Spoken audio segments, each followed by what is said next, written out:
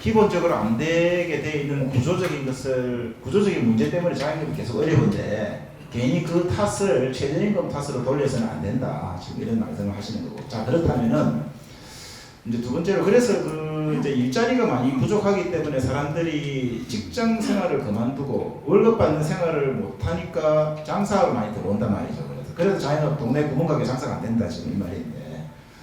그래서 이제 정부에서 일자리를 지금 늘리기 위해서 많은 노력들을 하고 있고, 정부가 할 수 있는 노력이라는 게 제도를 바꾸거나 아니면 세금을 투입해서 이제 일자리를 만들어야 되는데, 세금을 투입하는 것이 어쨌든 마중물은 세금을 투입해서 만들어가지고 활력이 생기면 나머지는 알아서 돌아가게끔 하는 역할이, 초기 쌈짓돈 역할인데, 이거를 가지고 아까 그 교수님 강연에서도 말씀하셨지만 유승민 의원 같은 뭔가 좀 자유한국당하고 개별하고 나와가지고 뭔가 좀 싹수가 있나 싶었던 유승민 의원 같은 경제를 좀 안다는 사람조차도 문재인 정부 들어와서 일자리를 늘린다고 하는 게 주로 나이든 60대, 70대 할아버지, 할머니들한테 보내는 일자리고 그것도 다 세금으로, 국민 세금으로 만든 일자리다. 이거 못할 사람 어디 있느냐? 뭐 이런 이야기 아니겠습니까? 그럼 언제까지 그걸 세금으로 그냥 먹이 살 수 있을 거냐? 지금 그런 비아냥거림 아니 비판 아니겠습니까? 근데 아까 교수님 말씀에서 인상적이었던 것은 68세, 69세, 70세쯤 되면 이제는 현장에서 사회에서 이제 그 노동을 팔아가지고 돈 벌일 게 없기 때문에 우리 사회가 자식들한테 부양받을 수 없는 사회가 되기 때문에 사회가 부양을 해야 되는데 그게 이제 국민연금이고 기초연금이고 또는 기초생활보장 뭐 저소득층은 좀 그랬는데 그것만 해도 지금 100만 원이 채 안 되는 100만 원 왔다 갔다 하다 사실은 100만 원이 안 되는 노인들이 많이 있습니다. 특히 우리 북구 금곡동에는 부산에서 제일 못 사는 동네인데 뭐 30만 원, 50만 원 가지고 한 달에 거의 뭐 이렇게 버티는 분들도 많이 계시거든요. 그러니까 거기서 50만 원, 100만 원만 버는 게 아니라 한 200만 원까지 또는 최소 150만 원까지 보전을 해주려면은 50만 원짜리, 100만 원짜리 노인 일자리를 만들어 줘야 된다. 그런데 지금 세금을 투입해야 되는데 그 세금 가지고 일자리 안 만들어 주면 아까 교수님 말씀은 그래서 세금 가지고 노인들 일자리 안 만들어 주면 150만 원 정도 있어야 사는 그 어르신들한테 50만 원밖에 없는 어르신들이 그 100만 원 누가 만들어줍니까? 그럼 결국에 다 굶어 죽으라는 소리밖에 안 된다 지금 교수님 그 말씀 하셨거든요. 거기에 대해서 우리가 한번 오늘 이거는 뭐 어려운 말을 쉬운 말로 풀어달라는 말이 아니고 한 번 더 조금 그런 부분에 대해서 한 번 더 한번 강조해 주시면 어떻겠는가 저는 그 말씀 드리고 싶네요. 이명박 박근혜 정부 때는요 하위 20% 가구들의 평균 연령이 50대였었어요. 50대만 하더라도 시장에서 일자리를 잡기가 쉬우신 연령층들이에요. 아니 연령층 상으로요. 근데 문재인 정부 들어서가지고 이게 60세가 넘어서 버려요. 고령화가 진행된 결과죠. 쉽게 얘기하면요.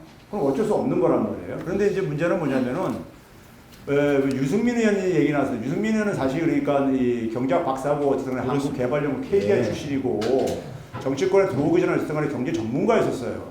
근데 경제 전문가 입에서 제가 그런 얘기 나오는 거 보고서 제가 이제 그래서 방송에서 내가 지적을 했던 이유가 너무한다 해가지고 아무리 그러니까 야당 의원으로서 여당을 비판을 해야 되는 입장이라 하더라도 좀 근거를 가지고 얘기하는데 너무 더는 경제 전문가는 제가 접근할 수 있는 자료는 쉽게 접근할 수 있는 자료는 알거든요. 본인도 그러니까요. 아는데도 불구하고 자료를 이제 그 일반 국민들이 모른다고 해가지고 그걸 예고시키는 거 보고서 제가 이제 좀 화가 나가지고 제가 이제 얘기했던 게 뭐냐면은 이겁니다. 유승민 의원이 쓴 그 레토릭은 뭐냐면요. 우리 사회 속에서 60세 이상들이 되게 일자리는 되게 어떤 일자리냐면은 뭐 알바성 그러니까 뭐 되게 공공근로 일자리를 보게 되면요. 평균적으로 1년에 한 9개월 정도 지원되는 일자리예요. 9개월 정도요. 그리고 근로시간이 한 17, 8시간뿐이 안 돼요. 주당이 그러니까요. 그러다 보니까 그런 이제 공공근로 일자리가 그런 이미지가 이렇게 돼 있다 보니까 그걸 이용을 해가지고 60세 이상 일자리가 그러니까 8월달 기준으로 한 87% 찾았는데 전체 일자리 증가 중에서 했는데 그게 다 이제 그런 일자리일 거다 이렇게 이제 이미지화 시킨 거죠. 근데 그거를 본인은 쉽게 알 수 있는 자료예요. 통계청에 들어가 조금만 더 들어가다 보면요. 근데 제가 쉽게 그래서 걔 너무 이상해가 들여다봤어요. 봤는데 문재인 정부에서 지금 놀라운 변화가 생기는 게 올해 들어와서요. 60세 이상 일자리 수는 아까 제가 했잖아요. 한 40% 정도 10개 중에서 4개 일자리가 상용 근로자. 상용 근로자하고 정규직하고 똑같은 개념은 아니지만요. 1년 이상 고용되어 있는 노동자들이에요. 고용 기간이요. 그러니까 아까 공공근로자는 1년에 한 2개월 정도뿐이 일을 못하는 분들이거든요. 거기다 아까 뭐랬습니까? 일주일에 36시간 이상. 그러니까 우리나라 근로자들의 평균 근로시간이 일주일에 몇 시간인지 아세요? 한 38시간 정도밖에 안 됩니다. 지금 현재요. 그 36시간이면 거의 그러니까 평균 정도 이렇게 근로하시는 분들이에요. 제 통계청에서 가장 그러니까 괜찮은 일자리를 분류하는 것 중에 하나가 36시간 이상인데 36시간 이상이 41%를 차지해요. 10자리 중에서 4개 이상이 36시간 이상이라 이거예요. 60세 이상들도요. 그게 과거 박근혜 정부 때 제가 들여다보니까는 박근혜 정부 때는 말 그대로 단기 알바성 일자리가 대부분이더라고요. 60세 이상이요. 자기 정부 때 그랬던 걸 가지고 문재인 정부 때 지금 그러니까도 똑같은 그러니까 그런 이미지로 우리 거기다 포장을 해가지고 이제 그러니까는 세금 투입해가지고 만드는 거다. 그러고 누가 못 만드냐는데 아마 제가 볼 때는 박근혜 정부 때도 그러니까 저기 노인들이 많이 증가하면서 공공근로 일자리 만들었고요. 그분들 아까 제가 우리나라는 그 복지를요 김대중 정부 때 처음 도입했습니다. 근데 그 복지 개념이 이게 되게 보수주의 경제학자들이 주장해서 만든 건데 생산적 복지 개념이에요. 생산적 복지가 뭐냐면은 생산활동을 해야지만 정부가 지원을 해주는 거예요. 그 대표적인 게 뭐냐면 근로장려세제 같은 경우입니다. 근로활동을 해야지만이 정부가 일부분을 이제 보완해 주는 거예요. 안 하면 저는 지원 안 해주는 게 근로장려세제입니다. 일을 안 하면 그러니까 한 푼도 지원을 안 해주는 거예요. 그러니까요. 그래서 놀지 말고 조금이라도 일을 하라 이거예요. 그러니까 그래야지 정부도 좀 이제 지원해 주겠다. 이게 근로장려세제거든요. 그러면 근데 나이가 많은 68세 이상 분들은 일할 기회를 아예 못 가질 수 있는 분들이 꽤 된단 말이에요. 그분들은요. 연령적으로요. 확률상 그럴 수밖에 없잖아요. 70세 넘으신 분들이. 그렇죠? 그러면 이제 이분들이 그러다 보니까는 되게 의존하는 게 뭐냐? 현실적으로 기초연금 30만 원을 인상한 거거든요. 그러니까요. 아니면 기초생활수급자가 되게 되면은 1인 가족 기준으로 할 때 한 50원, 5만 원도 채 안 되는 이 정도예요. 이거란 말이에요. 그거 가지고 살아가야 되는 거예요. 그거 가지고. 다른 게 뭐 없잖아요. 그러면 정부가 그러니까 그래서 근데 1년에 56만 명씩 60세 이상은 증가하고 있어요, 지금요. 매년에 1년에. 그럼 이분들 그러니까 이분들 중에서 아주 극소수만 빼놓고 나머지 분들은 그런 현실에 놓여 있는데 이분들을 방치하게 되면은 방치한다고 또 욕할 거예요, 아마요. 그렇지. 예? 그분들 굶어 죽게 하게 되면 사회 문제 되고 그러게 되면 그분들 방치한다고 해서 또 욕할 게 아니겠습니까요? 그러면 그분들에 대해서 정부가 그러니까 그분들이 개인적으로 가능한 본인들은 기업에 취업을 해가지고 일을 하려고 합니다. 자기가 개인적으로 하던 간에 해요. 악착같이 하려고 하게 안 할 게 있습니까? 본인들이라고 해서 저기 하기 싫어서 안 하는 게 분들도 아니니까요. 그리고 그 민간 노동시장에서 일자리를 못 잡는 분들한테 정부가 그러니까 공공근로 일자리라도 보완을 해줘야지만이 그걸 다 해줘야 되는 건데 다 못 해주고 있는 게 지금 왜 그렇습니까? 또 예산을 자꾸만 야당이 틀어막고 있으니까 지금 못하고 있는 거예요. 그나마도요. 그러면 그분들 그것도 안 해주게 되면은 말 그대로 진짜 우리가 50만 원도 안 되는 소득 가지고 한 달 산다고 생각을 한번 해보세요. 얼마나 비참한 생활할 수밖에 없는가. 그게 현실이거든요. 그러니까 그런 상황을 그러니까 외면을 하고 그러니까 우리가 지금 뭐냐면 49세 이하는요. 그러니까 50세 미만은 1년에 34만 명씩 인구수가 줄어들고 있어요. 50세 미만은요. 그리고 증가하는 연령층이 50세 이상이고 특히 60세 이상이 지금 빠르게 증가하고 있어요. 그 60세 이상 빠르게 증가하는 게 우리 사회 그러니까 이게 지금 고령화에 어쩔 수 없는 이게 고령화의 저건데 이걸 가지고 방치를 정부가 할 수가 없는 거잖아요. 방치한다고 할 거라고요. 그래서 우리나라 지금 노인 빈곤이 전체 노인들 중에 47%가 지금 지난해 기준으로 47%입니다. 노인 빈곤이요. OECD가 평균이 얼마냐면요. 노인 빈곤율이 한 10.11%가 채 안 돼요. 그리고 우리나라 3, 4배 정도 많은 거예요. 이거를 그러니까는 그 방치한다고 할 텐데 근데 박근혜 정부 때보다 훨씬 더 그러니까 60대 이상들이요. 민간 노동시장에 적극적으로 일자리를 잡고 있는 현상이 지금 발견되고 있어요. 네. 제조업에도 심지어 60대 이상들이 11%나 일자리를 잡았더라고요. 그런 점에서 굉장히 문재인 정부 들어와가지고 노인 일자리 부분이 공공근로 일자리뿐만 아니라 민간 노동 시장 일자리도 개선되고 있다는 게 지금 확인되고 있다는 얘기입니다. 그런데 하위 10%는 워낙 연령이 68세나 되다 보니까는 이게 이제 그 취약할 수밖에 없고 소득이 후퇴를 하고 있는 이런 상황이라는 얘기죠. 예. 그래서 조금 방금 그 교수님 말씀을 들으면 이게 이제 68세, 69세 이상 70대 넘어가는 어르신들, 노인들의 삶을 빈곤에서 건져내기 위해서, 빈곤에 빠지지 않게 하기 위해서 일자리를 정부에서 적극적으로 만들고 있고, 그것이 단기 알바 같은 게 아니라 평균 36시간 정도, 평균이 15세부터 65세까지 평균 노동시간이 38시간인데 주. 근데 어르신들의 36시간 정도 하는 일자리가 계속 늘어나고 있다. 그 정부의 그 일자리 창출 정책, 노인 일자리 창출 정책으로 라고 하는데, 사실은 여기서 지금 저도 그렇고 우리가 여기 계신 우리 모두가 한번 교수님 말씀을 들으면서 깨우쳐야 할 것이, 이제 여기서 이제 제 이야기를 잠깐만 하면, 한마디만 하면, 조금 전처럼 어르신들의 빈곤, 노인의 빈곤으로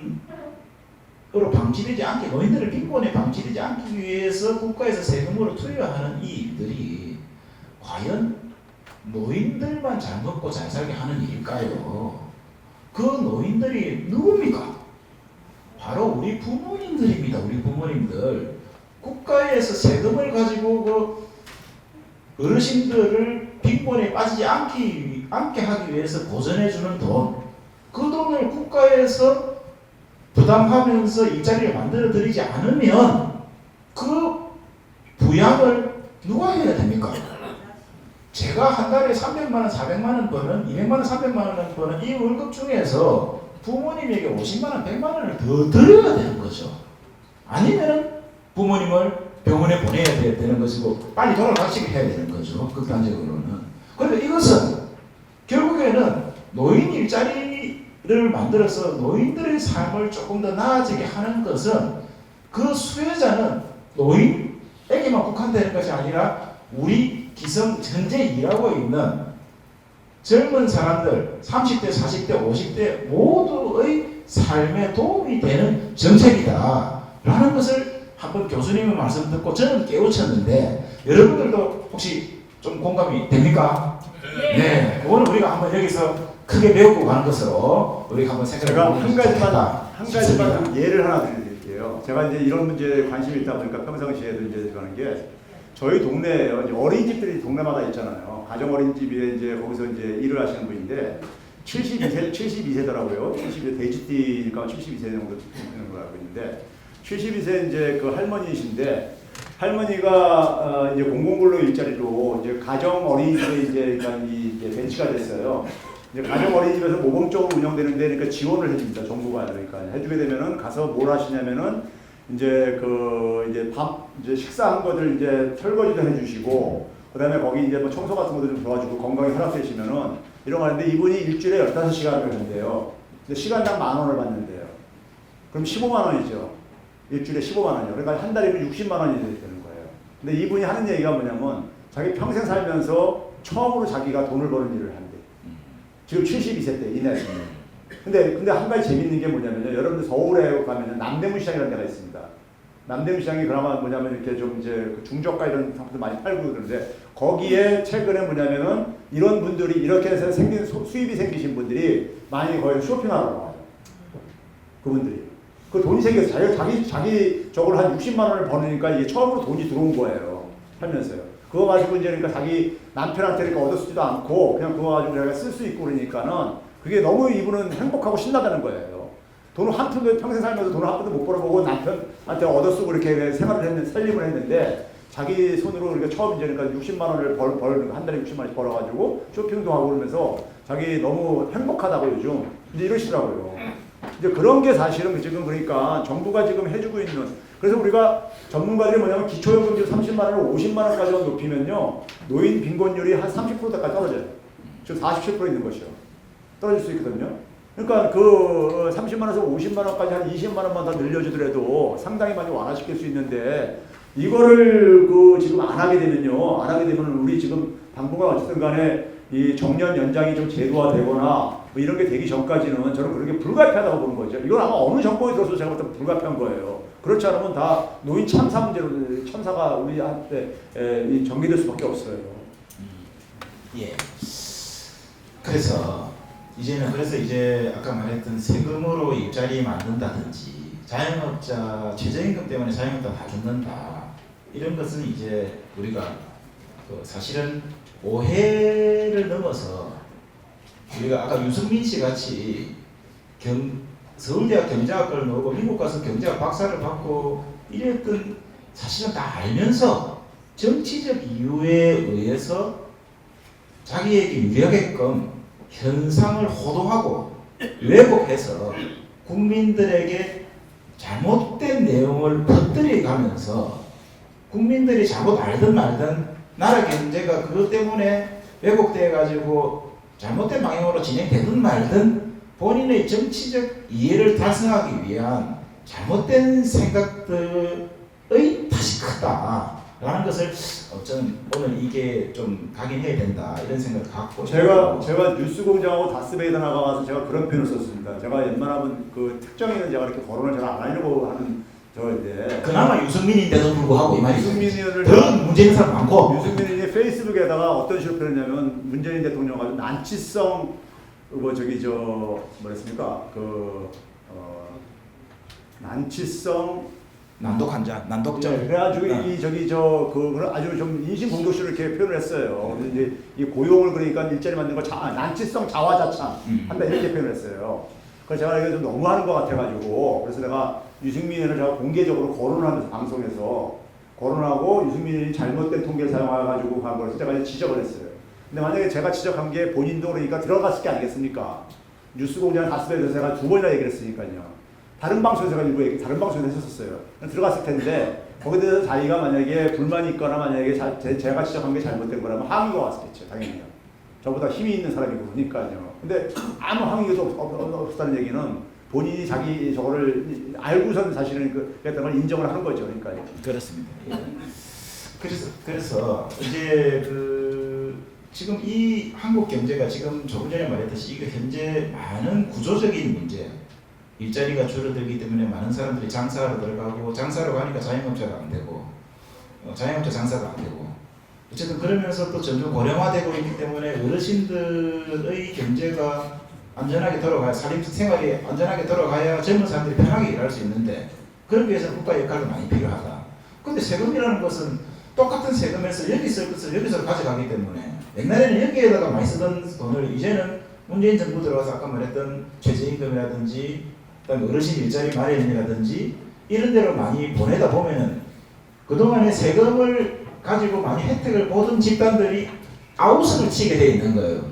이제 그동안에는 우리한테 많이 주던 돈을 왜 저런 많이 보내냐 문재인 들어와가지고. 그래서 제가 보기에는 문재인 들어와서 이쪽에 세금을 많이 보내다 보니까 그동안에 세금 더 많이 보던 사람들이 지금 불평을 많이 하는 것 아니겠는가. 그 불평을 제일 많이 하는 게 누구냐. 재벌일 거다. 불로소득하는 부동산 투기해서 불로소득하고 먹고 살았던 사람들일 거다. 독점해서 먹고 살던 사람들일 거다. 저는 그런 생각 같습니다. 그래서 이런 큰 수술이 과연 이제 제대로 방향을 잡고 큰 수술을 하고 가고 있는데 그 과정에서 이 터져 나오는 불만 그리고 또 재벌이나 이런 사람들은 조금 수술해도 덜 아프잖아요. 예를 들면 많이 가지고 있으니까 조금 덜 먹어도 그런데 약간의 수혈을 받고 있던 예를 들면 아주 이제 사양산업에 접어든 우리 작은 공장 사장님들이라든지 이런 분들이 지금 이제 급하게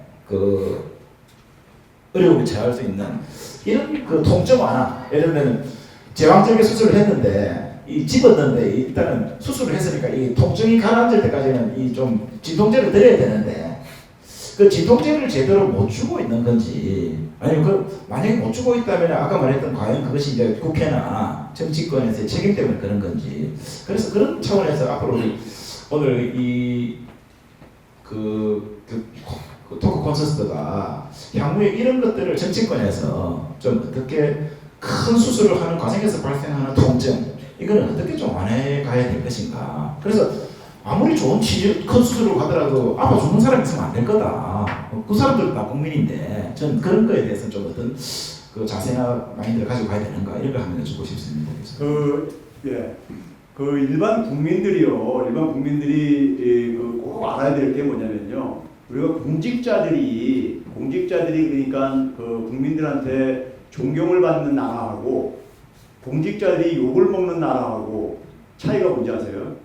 공직자가 욕을 먹는 국민들한테 욕을 먹는 나라의 공통점은요. 공직자들이 자기의 직위를 이용을 해가지고 공공자원을 자기 사적인 이익을 챙기는 사람들이에요. 나라에 공통적인 게.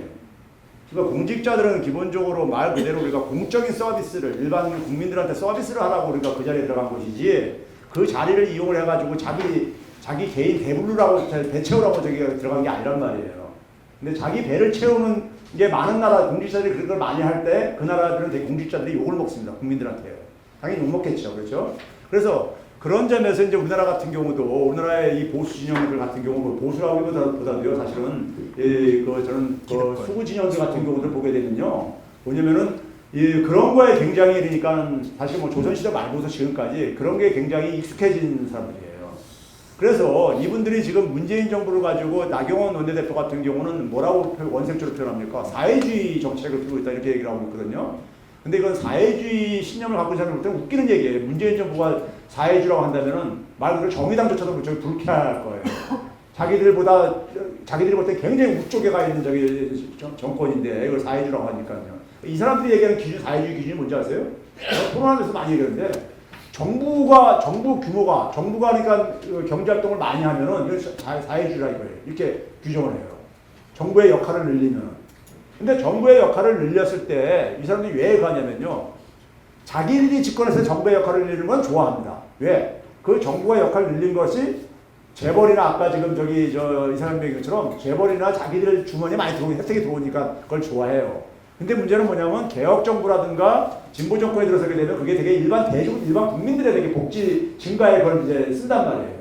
자기들한테는 안 들어오고 그러면 그 돈은 어디서 들어옵니까? 그 돈은 세금으로 걷는 거란 말이에요. 세금은 누가 더 내게 되겠어요? 부자가 더 많이 내게 돼 있어요. 세금이라는 건 누진적인 구조이기 때문에요. 기본적으로요. 아무리 그걸 약화시켜도 누진적일 수밖에 없기 때문에 고소득자하고 재산 많은 사람이 더 많이 내게 돼 있어요. 세금은요. 자기들이 그러니까는 예를 들어서 세금을 그러니까 내가지고 자기들 주머니에 들어오는 게 아니라 그게 다 일반 국민들한테 가니까 그게 싫은 거예요. 그래서 정부가 그러니까 돈 쓰는 짓 하지 말라. 이러는 건데 그런데 문제는 뭐냐면요. 그래서 우리가 과거에 이런 적이 있었었죠.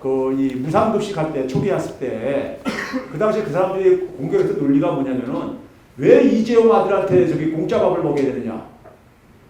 그걸 제가 수없이 하는 대학생들한테도요, 이 논리에 대해서 얘들 일리가 있다고 생각하는 손 들어보니까 일부 없이 손 들더라고요. 얘들 고등학교 때 4회 시간에 뭘 배웠냐 내가 이제 그랬어요. 이게 뭐냐면은, 이재용 아들이 그러니까 한 달에 그러니까 무상급식으로 한 20만 원을 찍으니까 만약에 공짜밥을 먹는 대신에 이재용은 20만 원 먹는 대신에 그 사람이 낸 세금은 1,000만 원 이상 낼 거다. 에? 왜? 우리가 소위 말해서 그 공적 부조 같은 경우는 다 이 세금 걷어 사는 거란 말이에요. 공짜로 주는 게 아니죠, 실제로. 그러니까 그 사람들한테 그러니까요. 그 사람이 더 많이 그러니까 내는 거예요. 그걸 그 사람들은 이제 그런 식으로 이제 포장을 해가지고 국민들을 이제 오해시키게 하는 거잖아요. 그러니까요. 근데 가난한 사람들이라든가 일반 서민들이 얘 이재용 아들한테 공짜밥을 줘. 이게 이제 먹히는 경우가 있단 말이에요. 먹히는 경우가 있어요. 그러니까 이 부분에 대해서 그러니까 국민들이 그런 것을 이제 그러니까 잘못 판단하는 걸 이용을 해가지고 이제 그런 식으로 하는데 정부가 이제 그러니까 그래서 우리 이제 지금도 야당에서 하는 게 그거잖아요. 세금 결국은 정부가 많이 역할을 해도 세금 많이 걷게 되고 아니면 세금 안 걷게 되면은 정부의 빚이 늘게 될 것이고 뭐 이런 식의 논리를 하고 있는 거잖아요. 근데요 그러면서 이제 그런 얘기합니다. 제가 우리나라 엊그저께 여러분들 세계 다보스 포럼이라고 세계 경제 포럼에서 국가 경쟁력 발표를 했어요. 우리나라 13위 했죠. 예? 2017년 17위에서 15위, 13위 계속 상승하고 있습니다. 근데 그 사람들 우리나라를 야당에서 어디다 비교 베네수엘라다 비교하는데 143개 국가 중에서 141위에 있는 나라 우리나라를 비교하는데 우리나라는 거시건전성 지표라고 해가지고요. 이게 1위예요. 우리나라. 미국은 우리나라보다 4등급이 더 낮아요. 미국 거시건전성이라는 게 뭐냐면요. 외환위 같은 충격이 왔을 때 우리가 얼마나 견딜 수 있느냐 하는 그 능력을 얘기하는 거예요. 거시건전성 지표라는 게. 그러니까 외환위기 같은 그런 엄청난 금융위기가 오더라도 우리가 상대적으로 방어 능력이 크다고 보는 거예요. 외국에서요, 지금요. 근데 그 사람들 지금 뭐라고 합니까? 제2 IMF 온다, 막 이렇게 저기 국민들 지금 겁박초하고 하고 있고, 베네수엘라 꼴난다. 홍준표 대표 같은 경우 코네수엘라라는 이런 말도 해가지고, 막 이제 퍼뜨리고 앉았잖아요. 근데 그런 것들이 그러니까는 그런 것들이 사실이 아닌 걸 가지고 이제 그러니까 이렇게 하면서 그 사람들이 얘기하는 게 뭡니까? 아, 국가 재정 거덜 내가지고 간다 그러잖아요. 우리나라가 거기서 거시건전 지표에서 100점 받은 게 뭐냐면 재정 건전성이었었어요. 거기 여러 개 항목이 있는데 재정 건전성이 100점이에요. 제일 그러니까 재정이 건전하다고 보는 거예요. 그리고 일부 사람들은 또 그래요. 전문가들조차 뭐라 그러냐면요. 아, 정부가 빚을 내게 되면은 국가가 채권을 발행해서 이제 갈 게 아니겠어요. 그러면은 일본은 우리가 이제 그럴 때 이제 많은 사람들이 얘기하는 게 일본은 국가 부채가 GDP 대비 250% 넘었다 이렇게 얘기를 하잖아요. 그럼 그 사람들이 무슨 얘기냐면은 일본의 통화는 이게 그러니까 국제 결제 통화이기 때문에 차이가 있다 이런 얘기예요. 우리가 지금 제가 이 국가 부채가 될 때요. 우리가 원화 표시로 채권을 발행하는 거예요. 그러니까 나중에 정부가 채권의 만기가 들어올 때 한국 돈으로 주는 거예요. 달러나 엔화로 주는 게 아니라요. 예? 달러나 엔화를 줘야 된다면 우리가 그거를 수출을 많이 해서 벌어들인 돈으로 갚아야 되는 돈이지만은 이건 지금 정부가 지금 우리가 채권을 발행할 때는 원화 채권을 발행하는 거예요. 원화 채권이요. 원화 채권 쉽게 얘기해서 한국에서 돈 찍어가지고 갚아도 되는 거예요. 그렇기 때문에 이 부분이 많아도 별로 그러니까 이게 외환위기하고 연결이 안 되는 거예요. 근데 이걸 전문가들 사람들이 그러니까 우리 외환위기 충격도 있고 그러다 보니까 그런 걸 국민들에게 더 씌워가지고 겁박하고 앉아 있는 건데. 정부가 그만큼 그러니까 돈 쓸 일이 있으면 써야 되는 것이고 지금 우리는 지금 너무 안 쓴다고 지금 IMF나 OECD에서 지금 너무 안 쓴다고 지금 뭐라고 계속 질책을 들어요. 너무 안 쓰게 되면 경제가 더 망가져요.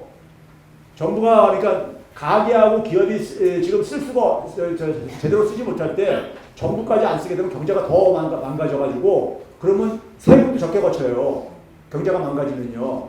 그래서 정부가 자기들이 할 때는 정부가 재정 투입하는 걸 가지고 마중물 역할을 해야 된다 하면서 했었거든요. 그러니까 박근혜 정부 3년 동안에 4년 동안 추경 편성을 3년 했는데 연 얼마냐면 19조 썼어요.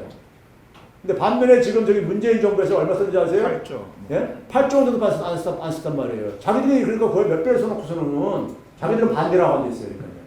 그러니까 이게 말이 안 되는 거죠. 자기들이 재정을 더 악화시켜놓고. 예. 그래서 좀 교수님이 말씀 중에서 이제 또 한 가지 또 우리가 또 새기고 들어가야 될 게 그러니까 우리나라 국가 부채가 많이 늘어서 이제 빚더미에 앉아서 외환위기 올지도 모른다라는 아까 겁박들이 많이 있다 했는데 실제로 우리나라가 IMF라든지 세계은행이라든지 또 세계 유수의 그 신용평가 뭐 기관이라든지 이런 데 갔을 때 대한민국 정부가 가지고 있는 금고 안에 들어있는 그 돈이 아직 많을 때가 한참 멀었다. 나라 돈을 얼마든지 조금 더 풀어도 되는데 오히려 문재인 정부 들어와서 왜 안 푸느냐. 좀 더 써라. 더 풀면 대한민국 경제가 더 살아날 것이다. 왜 못 풀겠느냐. 조금 전에 말했듯이 박근혜 정권 때는 19조를 추가로 예산을 더 편성해서 추경 예산 편성하고 이래도 확보를 해놓고도 지금 문재인 정부 때는 올해 8조 원을 지난번에 통과시키는데 석 달 걸려있던 거 아닙니까? 골든타임 다 놓치고 이런 것이 지금 경제의 발목을 잡는 것이다. 문재인 정부의 최저임금 탓이라든지 뭐 이런 그 노인 일자리 창출 사업이라든지 이런 데 예산을 쓰는 것 때문에 경제가 안 되는 것이 아니라 19조 쓰던 대한민국 경제를 19조를 더 써도 될까 말까 하는 파국에 그리고 더 쓸 여력이 충분히 곳간에 있음에도 불구하고 그것도 못 쓰게 하면서 고작 반도 안 되는 8조를 더 쓰겠다고 하는 것도 30일만이 아니라 석 달 동안이나 잡고 안 풀어주는 결제를 안 해주고 국회에서 결제를 안 해주는 이것 때문에 지금 대한민국 경제가 지금 계속 침체에서 벗어나지 못하고 있다라고 오늘 한번 확인하는 자리가 돼야 될 것 같네요. 그걸 왜 그러냐면요. 그건 다른 걸로 생각할 수가 없어요. 문재인 정부의 경제 성적표가 망가지길 바라는 거예요. 그래야지만이 선거에서 어쨌든 간에 자기들이 어쨌든 간에 유리할 게 아니겠습니까? 경제가 망가져야지만이 경제가 좋으면은 야당이 총선 승리할 수 없잖아요. 그거예요. 그러니까 박근혜 정부 때 그러니까는 원래 목표가 2020년까지 GDP 대비 45%까지 국가 부채를 늘리겠다고 목표를 했었어요. 근데 지금 우리가 지난해 같은 경우 40%도 안 되는 수준이란 말이에요. 문재인 정부 들어서 오히려 줄어들었어요. 그러니까 늘리지도 못하고 줄어들었단 말이에요. IMF에서 한때 우리나라가 얼마 정도까지 가능하다고 했었는지 아세요? GDP 대비 한 210%까지 괜찮다고 계산했었어요. 이게 왜 그러냐면은 간단한 거예요. 원화 표시로 채권을 발행하는 것은 그 이자, 그러니까 채권을 발행하면 이자를 상환을 해줘야 되잖아요. 그 이자를 갚을 수만 있으면은, 그러니까 GDP 증가율보다 GDP 증가율이 그 이자 갚을 수 있는 능력만 되면은 그게 지속 가능하다고 보는 거예요. 계산을요. 그래서 지금 이자도 굉장히 낮아졌잖아요. 낮아져가지고 지금 그게 그러니까 IMF가 그걸 계산했을 때는 지금보다 금리가 높았을 때였었어요. 2010년경이 때기 때문에. 그러니까 그때도 210%까지 강화됐었어요.